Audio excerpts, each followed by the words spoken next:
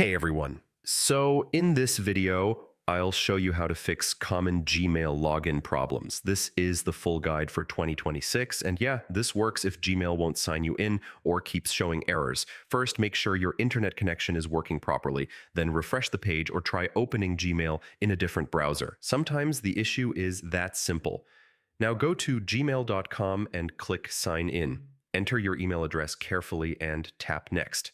If Gmail says your password is incorrect, click Forgot Password. Follow the recovery steps to reset your password and regain access. If login fails again, choose the option that says Try Another Way. Google may ask you to approve the sign-in on your phone or enter a security code. Make sure you still have access to your recovery phone number or recovery email. These are often required to fix login problems quickly. If Gmail still won't log in, clear your browser cache and cookies.